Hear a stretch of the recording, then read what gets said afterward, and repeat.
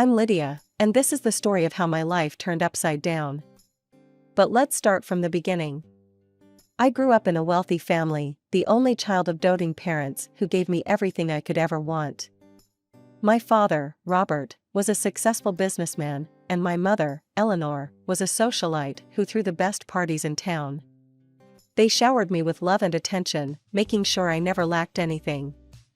When I entered college, I was determined to make my parents proud. I buried myself in books, focusing solely on my studies. That's when Tom entered my life. Tom was persistent, I'll give him that. He'd wait for me after classes, bring me coffee during late-night study sessions, and even showed up at my parents' house one day. "Mr. and Mrs. Thompson," he said, standing tall in our living room. "I'm in love with your daughter, and I want you to know my intentions are serious." My father was impressed. He'd always wanted a son, someone to take under his wing and groom for the business world. Tom seemed to fit the bill perfectly. "Lydia," my father said to me later that evening, "why don't you give this young man a chance? He seems like a good catch." Reluctantly, I agreed to go on a date with Tom. To my surprise, I found myself enjoying his company. He was charming, attentive, and seemed genuinely interested in my thoughts and dreams. Our relationship blossomed quickly. Before I knew it, we were walking down the aisle, fresh out of college. My parents were overjoyed, especially my father, who saw Tom as the son he never had. "Welcome to the family, son," my father said, clapping Tom on the back at our wedding reception. "I have big plans for us."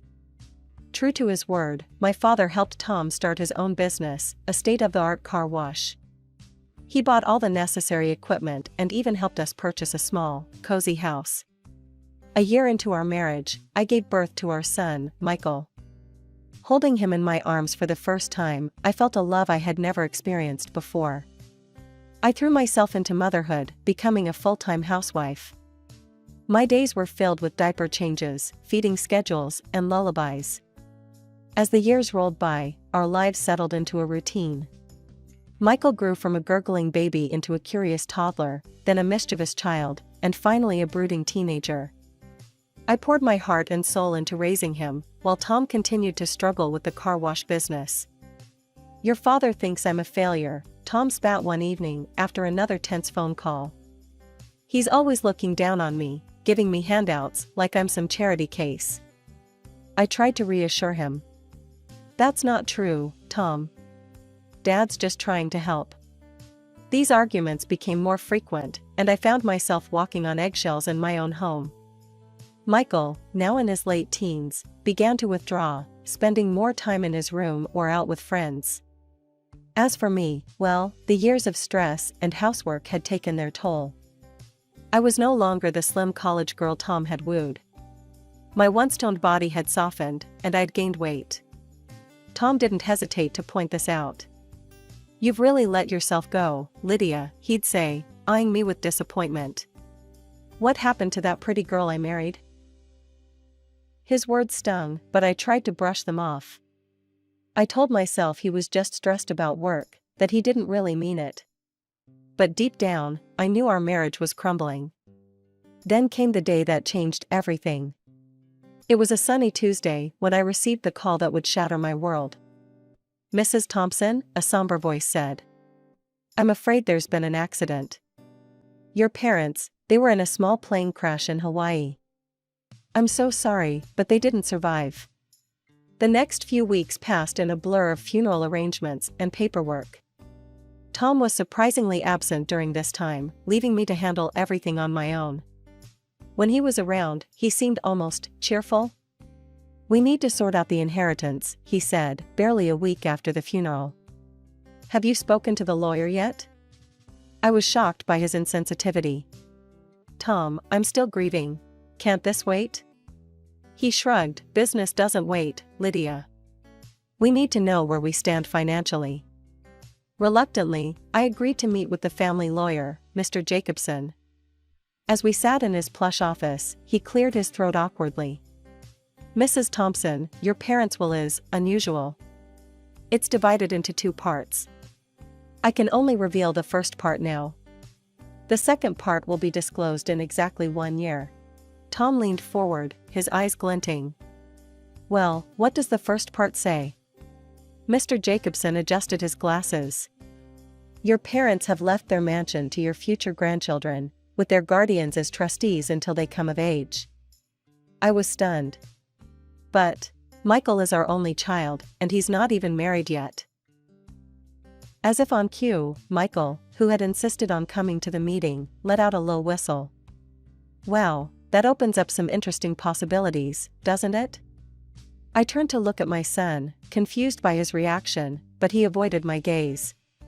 Tom, on the other hand, was fuming. That's it? He demanded. What about the rest of their assets? The businesses? The money? Mr. Jacobson shook his head. I'm afraid that information is in the second part of the will, which cannot be revealed for another year. As we left the lawyer's office, I couldn't shake the feeling that something fundamental had shifted. Tom was uncharacteristically quiet, while Michael seemed lost in thought. Just a few weeks after the reading of the will, Michael dropped a bombshell that left me reeling. Mom, Dad, he announced one evening at dinner. I have someone I want you to meet. The next day, he brought home a young woman named Sarah. She was pretty, with long blonde hair and a saccharine smile that didn't quite reach her eyes. This is my wife, Michael said, his arm around her waist. And she's pregnant with our child. I nearly choked on my tea. Wife? Pregnant? But, when did all this happen? Michael shrugged, avoiding my gaze. We'd been dating for a while. When we found out about the baby, we decided to get married right away. I couldn't help but notice how his eyes flickered to Tom, who was nodding approvingly. Something about this whole situation felt off, but I pushed my doubts aside. After all, I was going to be a grandmother. Well, congratulations, I said, trying to muster up some enthusiasm. This is quite a surprise. Sarah's smile widened. Thank you, Mrs. Thompson. I'm so excited to be part of your family. From that day on, our household dynamics shifted dramatically. Sarah moved in, citing the need to be close to family during her pregnancy. At first, I was thrilled to have a female companion in the house. However, it quickly became apparent that Sarah had her own agenda. She began to subtly undermine me at every turn. When I'd cook dinner, she'd wrinkle her nose and say, "Oh, is that how you make it?" I always thought it was done differently. But it was her interactions with Tom that really set off alarm bells. She'd laugh at his jokes, touch his arm, and shower him with compliments. "You're such a talented businessman, Tom," she'd coo. "I don't know how you manage it all." Tom, predictably, lapped up the attention. He began spending more time at home, but not with me. He'd sit for hours, talking business with Sarah while I was relegated to the background. I tried to talk to Michael about Sarah's behavior, but he brushed off my concerns. "Mom, you're just being paranoid," he'd say. "Sarah's great. Maybe you're just jealous because you're not the center of attention anymore." His words hurt more than he could know. Had I raised a son who cared so little for his mother's feelings? As for Tom, he seemed to revel in the new family dynamic. He'd beam with pride when Sarah complimented him, and I'd catch him looking at me with something akin to disgust. One day, while out grocery shopping, I ran into an old college friend, Jessica. We decided to catch up over coffee, and as we reminisced about our college days, she mentioned something that made my blood run cold. "Remember that guy who was always chasing rich girls?" Jessica asked. "What was his name? Tom something?" My heart skipped a beat. "Tom? Tom who?" Jessica laughed. "Oh, you know, that sleazy guy who tried to date every girl with wealthy parents. He ended up marrying some naive rich girl, if I remember correctly." As Jessica continued talking, describing Tom's behavior in college, I felt like I was going to be sick. The Tom she was describing sounded exactly like my husband. Had our entire marriage been based on a lie? With a heavy heart and shaking hands, I pulled into our driveway. The house loomed before me, no longer the cozy home I once loved, but a stage for the drama that was about to unfold. I found Tom in his study, poring over some papers. He barely looked up when I entered. "Tom," I said, my voice steadier than I felt, "we need to talk." He sighed, finally meeting my eyes.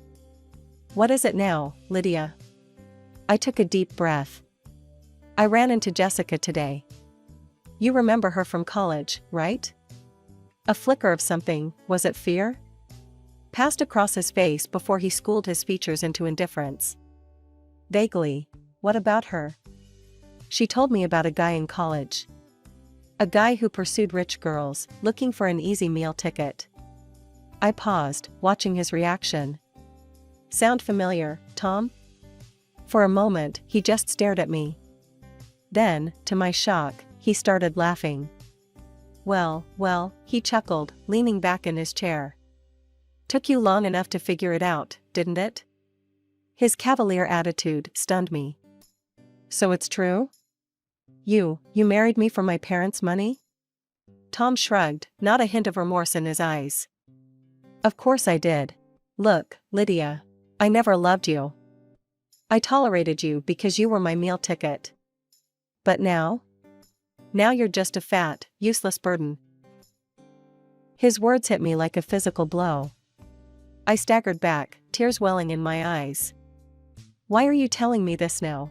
I whispered. A cruel smile twisted his lips. "Because, my dear wife, I don't need you anymore. Your parents are dead, and soon, their fortune will be mine. Or rather, our grandson's, which amounts to the same thing." Suddenly, everything clicked into place: Michael's hasty marriage, Sarah's convenient pregnancy, the way they'd been treating me. It had all been a calculated move to secure my parents' inheritance. You planned all this?" I gasped. Tom laughed again, the sound grating on my nerves. "Give credit where it's due. It was mostly Michael's idea. The boy's got a good head for business, unlike his mother." I felt like I was drowning, the weight of their betrayal crushing me. "Does Sarah know about this?" "Of course she does," Tom sneered. "She's a smart girl, knows a good opportunity when she sees one. Unlike you, she'll make a proper wife for a businessman." I couldn't take any more. I turned and fled from the room, my world shattered around me. As the reality of my situation sank in, I realized I had nowhere to go. I had no money of my own, not even enough to rent an apartment. With a heavy heart, I resigned myself to staying in the house with people I could no longer trust. 2 months later, Tom dropped another bombshell on me. I was in the kitchen, preparing dinner, when he strode in with a self-satisfied smirk on his face. "Pack your bags, Lydia," he announced without preamble. "We're moving into your parents' house." I nearly dropped the knife I was holding. "What? When did we decide this?" Tom's laugh was cold and mocking. "We didn't decide anything. I decided. We're moving in with Michael and Sarah. After all, our grandson is the heir to that house." Each word was like a slap to my face. "What do you mean? What about our house?" "Oh, that?" Tom waved dismissively. "I sold it. The money's already been spent on things for people I actually care about. And just so we're clear, you're not on that list." Over the next few days, I watched in stunned silence as Tom, Michael, and Sarah excitedly prepared for the move. They bought new cars, splurged on expensive clothes and gadgets, all while I faded into the background, ignored and forgotten. The move to my parents' house was like a twisted parody of a happy family relocation. Sarah immediately claimed the master bedroom, while I was relegated to a small guest room in the back of the house. As the days passed, I found myself increasingly isolated. Sarah gave birth to my grandson and began delegating all the housework to me. I cooked, cleaned, and even cared for my grandson while she lounged about, issuing orders like a queen. "Lydia," she'd call out. "The baby needs changing. And while you're at it, could you tidy up the living room? It's looking a bit messy." I threw myself into caring for my grandson, finding solace in his innocent smiles and gurgles. But even that joy was tainted by the constant barbs and criticism from Sarah and Tom. One evening, about a month after we'd moved in, things came to a head. We were all seated at the dinner table, a dinner I had prepared, as usual. Sarah was in rare form, ordering me about as if I were a servant. "Lydia, fetch me some more water. And hurry up with clearing these plates. We don't have all night." Something in me snapped. Years of pent-up frustration and hurt came pouring out. "Enough," I shouted, slamming my hands on the table. "I am not your maid, Sarah. This is my parents' house, and I deserve some respect." The room fell silent. Sarah's face crumpled, and she burst into dramatic tears. "How could you speak to me like that? After all we've done for you?" Tom stood up, his face red with anger. "That's it, Lydia. I've had enough of your ingratitude. Pack your things and get out. This house belongs to our grandson now, and you're no longer welcome here." I stared at him in disbelief. "You can't be serious. Where am I supposed to go?" He reached into his pocket and pulled out a stack of papers. "I've been waiting for the right moment to give you these. Divorce papers, already signed.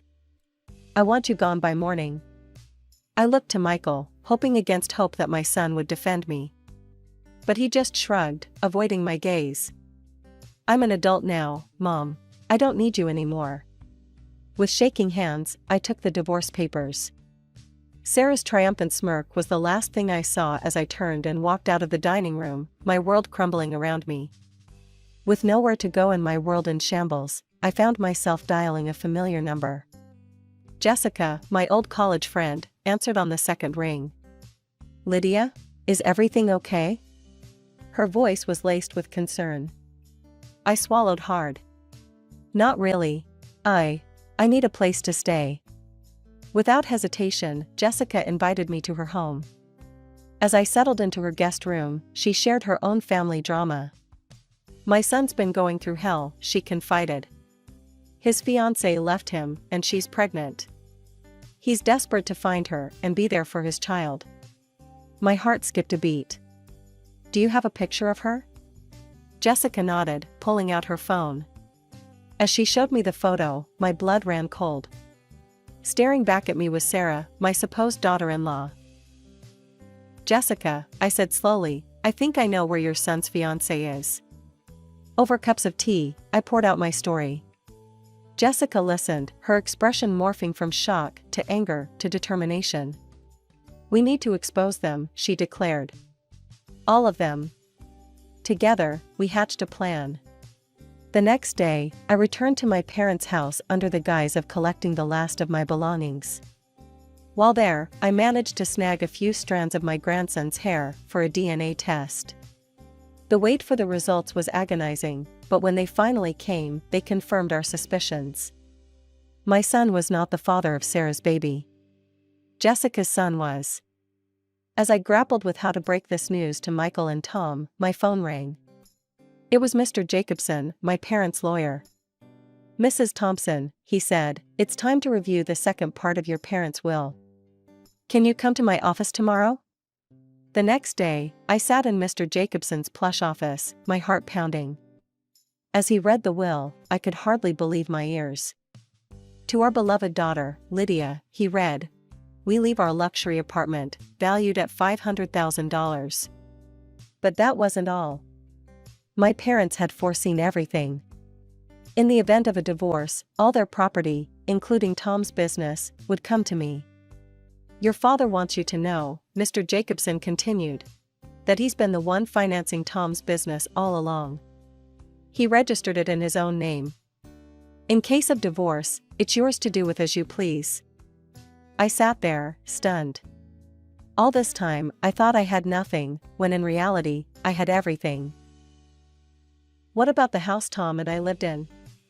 I asked, remembering he had sold it.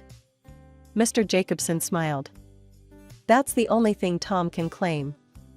Everything else is yours." As the reality of my new situation sank in, I couldn't help but laugh. Tom had thought he was so clever, but in the end, he had outsmarted himself. I stepped into my new apartment and gasped. The space was breathtaking, all sleek lines, floor-to-ceiling windows, and tasteful, expensive furnishings. For the first time in years, I felt truly at home. As I was exploring my new sanctuary, my phone rang. It was Michael. "Mom," he said without preamble, "it's been a year since the first part of the will was read. We need to know what's in the second part." His tone was demanding, entitled. "I'm sure Grandpa and Grandma left everything to me, right?" I couldn't help but chuckle inwardly at his presumption. "Michael, this isn't a conversation we should have over the phone. Why don't you, Sarah, and your father come over tomorrow morning? I'll text you the address." After hanging up, I called Jessica. "It's time," I told her. "Can you come over tomorrow morning? We're going to settle this once and for all." The next day, I heard the doorbell ring. Taking a deep breath, I opened the door to find Tom, Michael, Sarah, and the baby standing there. Their jaws dropped as they took in the luxurious surroundings. Michael whistled. "Wow, Mom. This place is amazing. I can't wait to move in." Sarah's eyes gleamed with greed. "Yes, it'll be so nice once we get rid of all this old lady decor. And of course, once we get rid of you, Lydia." I raised an eyebrow. "I wouldn't be so hasty if I were you. Please, come in and have a seat." As they settled onto the plush sofa, I excused myself for a moment. When I returned, I wasn't alone. Jessica stood beside me, her presence causing Sarah to pale visibly. "Before we discuss the will," I said, my voice steady, "there's someone I'd like you all to meet. This is my friend, Jessica." Sarah's eyes darted around the room, looking for an escape. Michael and Tom just looked confused. "Now," I continued, "I think it's time we all had a frank discussion. There are some truths that need to be revealed." I paused, savoring the moment. All night, I had rehearsed what I was about to say. The words I had practiced, the revelations I was about to make, would change everything. As I looked at the faces of those who had betrayed me, my ex-husband, my son, and the woman who had tried to steal my life, I felt a surge of righteous anger mixed with anticipation. As Jessica got closer, Tom's eyes widened with recognition. A smirk spread across his face as he let out a bitter laugh. Well, he sneered, gesturing towards me. "Looks like I achieved my goal after all. Married a rich fool, didn't I?" His words stung, but I held my ground. "We'll address your betrayal later, Tom. Right now, there's something more pressing to discuss." I turned to Sarah, who was visibly squirming. "We know the truth about you, Sarah." Michael looked confused. "Mom, what are you talking about?" I took a deep breath. Sarah was looking for a rich husband. When she heard about the will from you, Michael, she saw an opportunity. She decided to pass off someone else's child as your own, to get her hands on your grandparents' estate. Jessica stepped forward, her voice steady. "The baby isn't Michael's. It's my son's child." The room fell silent. Then, I produced the DNA test results. Sarah's face drained of color as realization dawned. In a flurry of movement, Sarah grabbed her bag. "I don't need this. I don't need a beggar's child," she shouted as she fled the apartment. Michael stood there, shell-shocked, the baby still in his arms. He looked lost, pathetic even. Tom, recovering from the initial shock, asked in a small voice, "So, who gets this apartment?" I couldn't help but smile. "Well, Tom, let me enlighten you about the second part of my parents' will."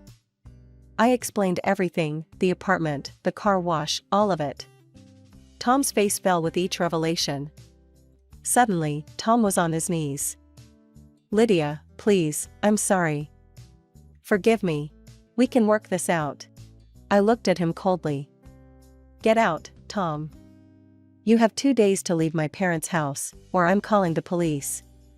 As Tom scrambled to his feet, he turned to Michael. "Son, give me the car I bought you. I need something." Michael's response was curt. "No. It's mine. You're not getting anything from me." With one last desperate look, Tom slunk out of the apartment. I then turned to Michael, who stood there, head bowed in shame. Jessica gently took the baby from his arms. "Michael," I said, my voice firm but not unkind, "since it turns out I don't have any grandchildren, there are no other heirs to your grandparents' home besides me. I need you to move out as well." He nodded, not meeting my eyes. "I'm sorry, Mom. For everything. I'll go pack my things." With that, he too left the apartment. As the door closed behind him, I let out a long breath. The apartment was quiet now, save for the soft coos of the baby in Jessica's arms. I looked at my old friend, feeling a mix of emotions, relief, sadness, and a strange sense of liberation. "Well," I said, managing a small smile, "that didn't go quite how I expected when I woke up this morning." Jessica nodded, bouncing the baby gently. "You did what you had to do, Lydia. They left you no choice." As I sank onto the plush sofa, I realized that for the first time in years, I was truly free. Free from deception, free from manipulation, and free to live life on my own terms. The months following the confrontation flew by in a whirlwind of change and self-discovery. I found myself settling into my luxurious apartment, the space becoming a sanctuary of peace and new beginnings. One of my first decisions was to rent out my parents' house. It felt right, somehow, to have the property occupied by a young family who appreciated its warmth and history. The rental income provided a comfortable cushion, adding to the proceeds from selling Tom's car wash business. My friendship with Jessica blossomed. We'd meet for coffee, sharing stories, and supporting each other through the ups and downs of our new realities. And then there was little Tommy, Jessica's grandson, the child I had once believed to be my own. Despite the painful circumstances of his birth, I found myself developing a deep affection for the boy. "He has your eyes," Jessica would joke during our visits, and we'd laugh, finding humor in the absurdity of our intertwined lives. My relationship with Michael was a work in progress. The betrayal had cut deep, but he was still my son, and I couldn't bring myself to sever that bond completely. Our interactions were tentative at first, awkward phone calls, and stilted meetings in neutral coffee shops. But slowly, painfully, we began to rebuild. As for Tom, he became a ghost in my past. I heard through the grapevine that he'd fallen on hard times, his grandiose dreams of wealth and status crumbling in the wake of his exposed deceit. I saw him only once, by chance, as I was driving through town. He was working at a small kiosk, looking older and wearier than I remembered. For a moment, our eyes met, and I felt a flicker of something, not love or longing, but a kind of closure. Then the light changed, and I drove on, leaving that chapter of my life firmly in the rearview mirror.